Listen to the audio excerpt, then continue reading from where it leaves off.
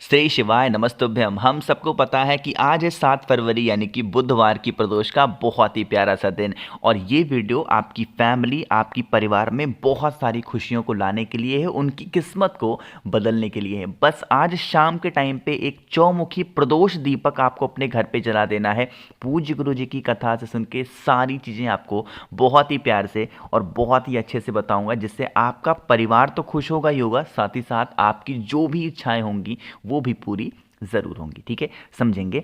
सबसे पहले बता दूं, इस पहले उपाय को करने के लिए कुछ नियम को आपको जानना ज़रूरी है। ठीक है, उसके लिए क्या है, आपको तो लेना है चौमुखी दीपक। चौमुखी दीपक आपको बनाना होगा आटे से, है ना। अगर आटे से बना पाओ तो ठीक है, वरना मार्केट में अगर आपको मिल जाए बना बनाया तो वहाँ से भी ले सकते हो, बट वो दीपक चौमुखी दीपक होना चाहिए, है ना।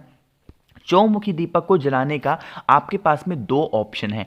पहला ऑप्शन तो ये है कि आप चाहें तो उसको महादेव के शिवलिंग के पास जला सकते हैं, या फिर आप चाहें तो वट वृक्ष के नीचे, दो जो भी दोनों चीज़ें आपके घर के सबसे नज़दीक हो वहाँ पे दीपक को जलाना है। अब दीपक जलाओगे कैसे, आपको इस दीपक में डालना होगा घी, कुछ तेल वगैरह नहीं चलेगा, इसमें आपको घी डालना है और इसको लेंगे। साथ ही साथ एक आपको सफ़ेद फूल लेना है, जो भी आपके घर के आसपास में आसानी से मिल जाए। सफ़ेद फूल को लेंगे, दीपक को लेंगे, पहुंच जाएंगे चाहे तो महादेव के शिवलिंग के पास में या फिर वट वृक्ष के नीचे आज शाम के टाइम पे प्रदोष काल में पहुंचेंगे। उस दीपक को रखेंगे।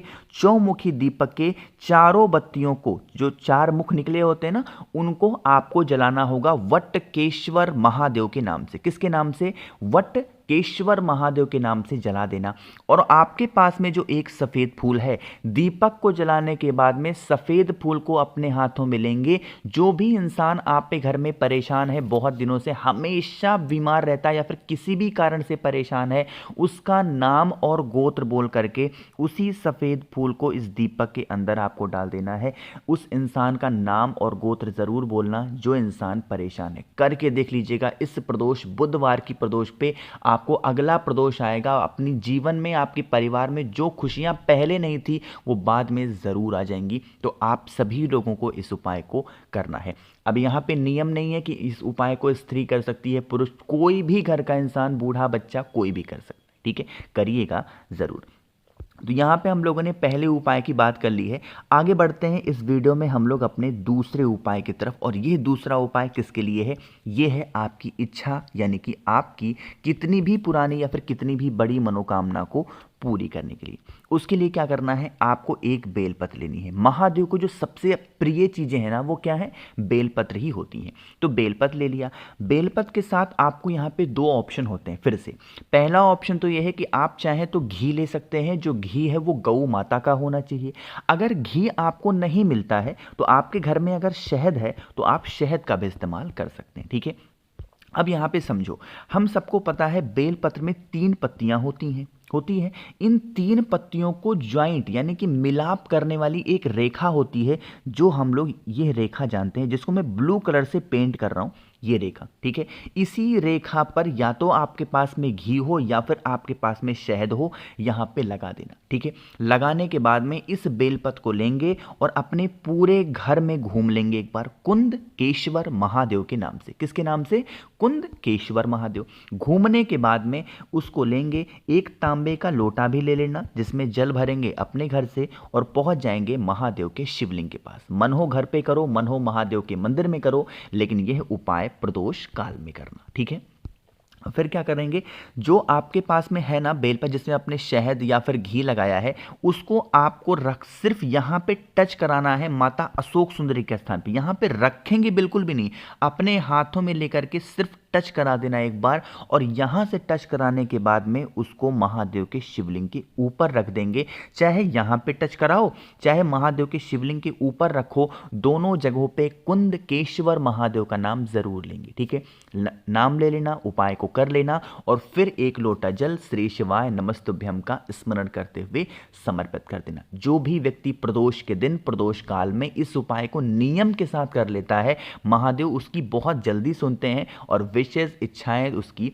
बहुत जल्दी पूरी होती हैं। ठीक है, तो आप सभी लोग इस उपाय को ज़रूर करेंगे। 2 उपाय की हमने बात कर ली है। आगे बढ़ते हैं इस वीडियो में हम लोग अपने तीसरे उपाय की तरफ। अब ये तीसरा उपाय क्या है, इसके क्या फ़ायदे हैं, उससे पहले जल्दी से करो वीडियो को लाइक, और जितने भी भाई बहन इस आवाज़ को पहली बार सुन रहे हैं चैनल को ज़रूर सब्सक्राइब करेंगे। चलो, अब ये जो उपाय है ना, ये सबसे फेमस उपाय है प्रदोष के दिन करने वाला, सबसे प्रसिद्ध उपाय, जिसकी बात जहाँ पे भी कथा गुरुजी कहते हैं इस उपाय के बारे में वो बताते ही बताते हैं। यह उपाय का नाम है शिव पार्वती दीपक, है ना। प्रदोष के दिन जो भी व्यक्ति शिव पार्वती दीपक लगा देता है उसकी तो इच्छा पूरी होती है, परिवार में तो कभी उनके तंगी नहीं आती, हमेशा फैमिली खुश होती है। अब ये दीपक लगाओगे कैसे और कहाँ पे लगाओगे, समझेंगे। सबसे पहले आपको लेना होगा इस तरीके से मिट्टी का दीपक। अब इस उपाय के लिए हमें कोई नए दीपक की ज़रूरत नहीं है, जो दीपक आपके पास में दीपावली वगैरह में इस्तेमाल हुए हैं वो दीपक भी ले सकते हो। इस दीपक में आपको इस दीपक में आपको लगानी होगी बत्ती। कितनी बत्ती? 2 बत्ती। लेकिन दोनों बत्ती लगाने का जो तरीका है वो डिफरेंट है, समझेंगे। सबसे पहली बत्ती आपको लगानी होगी किसके नाम की? भगवान शंकर के नाम की। ऐसे लंबी बत्ती लगाएंगे, किसके नाम की? भगवान शंकर के नाम की। जो दूसरी बत्ती आपको लगानी है वह आपको इसी बत्ती से ओवरलैप करते हुए, यानी कि इसी बत्ती से टच कराते हुए, छुआते हुए आपको लगानी होगी माता सती मां पार्वती के नाम की। कैसे? जैसे ये बत्ती है, इसमें आपस में मिक्स करते करते करते करते उस बत्ती को लेके आएंगे और यहां पे आगे ला करके उस बत्ती को जोड़ देंगे, ठीक है। जोड़ने के बाद में एक आपने बत्ती लगाई है भगवान शिव के नाम की और एक बत्ती आपने लगाई मां पार्वती के नाम की, और दोनों का आपने क्या करा दिया? मिलाप करा दिया। यानी कि शिव पार्वती का मिलन आपने दीपक के थ्रू कराया, और अपनी मनोकामना कहते हुए इस दीपक को जला देना। जिस इच्छा से करोगे ना वो विश आपकी बहुत ज़्यादा जल्दी पूरी होगी। बस इस उपाय को सुबह बिल्कुल भी नहीं कर सकते, शाम के टाइम पे प्रदोष काल में करना है। इस दीपक के अंदर कोई भी तेल नहीं डालना है। आपको इसमें गौ माता के दूध से बनी हुई क्या डालोगे? घी डालोगे, कुछ और नहीं, सिर्फ इसमें घी डालेंगे। और इसको लगाओगे कहां पे? बात ये आती है, 2 तरीके हैं इस उपाय को लगाने के।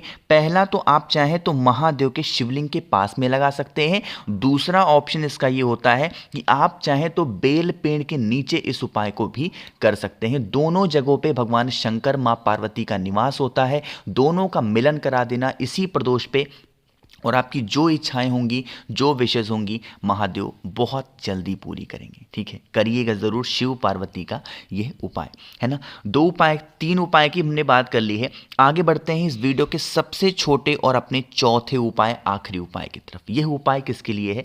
जीवन में आपने कभी अगर कष्ट सहा हो तो यह उपाय आपके लिए है। कभी भी जीवन में आपके कष्ट नहीं आएंगे, क्योंकि यह उपाय प्रदोष के दिन जिसने भी आज तक किया उसके जीवन से सारे कष्ट खत्म हुए, क्योंकि यह उपाय पितृदोष को दूर करने के लिए है। प्रदोष के दिन पितृदोष बहुत जल्दी दूर होता है। उसके लिए आपको लेना होगा इस तरीके से दीपक, ठीक है। दीपक में आप चाहें तो तेल डाल दो, घी डाल दो, जो भी आपको डालना है डाल देना। और आपको यहाँ पे लगाना होगा लंबी बत्ती। कौन से लगाओगे? गोल बत्ती नहीं, लंबी बत्ती लगाएंगे। और लगाने का जो जगह होगी, जहां पे भी आप पे घर में पीने का पानी रखा जाता है, चाहे वो मटका हो, परिंदा हो, चाहे वो जो कुछ भी हो, आप उस दीपक को अच्छे तरीके से अपने घर के मटके परिंदे में लगा सकते हैं। परिंदे के पास में लगा देना। शाम के टाइम पे प्रदोष काल में, प्रदोष के दिन पितरों का ध्यान करते हुए लगाना, ठीक है।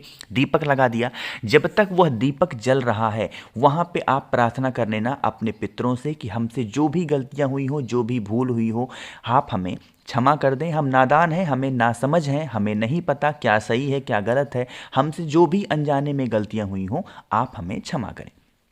प्रार्थना कर लेना। उसके बाद में उस दीपक को वहीं पे छोड़ देना। अगले दिन जब आप सुबह सो करके जाएंगे, जो दीपक यहाँ पे रखा था अपने मटके के पास, परिंदे के पास में, उसको उठाना और किसी भी पीपल पेड़ के नीचे जा करके उस दीपक को वहाँ पे छोड़ करके चले आना। इससे क्या होती है, जो हमारे घर में पितृदोष किसी भी कारण से लगे होते हैं, प्रदोष के दिन इस उपाय को करने से वो पितृदोष की जो समस्याएं होती हैं वो हमारी खत्म ज़रूर होती हैं। तो करिएगा सभी लोग इस बहुत ही स्पेशल से उपाय को। कोशिश की है मैंने आप सभी को बहुत ही अच्छा, बहुत ही प्यार से समझाने की। वीडियो पसंद आई हो तो लाइक ज़रूर करिएगा। कुछ पूछना है, नहीं समझ में आया, नीचे कमेंट सेक्शन में पूछें, या फिर अगर आपको मुझसे फ़ोन पे बातें करनी है, मैसेज पे बातें करनी है, तो आप हमें इंस्टाग्राम या फिर फेसबुक पे भी फॉलो कर सकते हैं, जिसके लिए सर्च करना होगा द नेचुरल प्लैनेट 108। और हाँ, जिसने अभी तक चैनल को सब्सक्राइब नहीं किया तो जल्दी से चैनल को सब्सक्राइब करेंगे। श्री शिवाय नमस्तुभ्यम।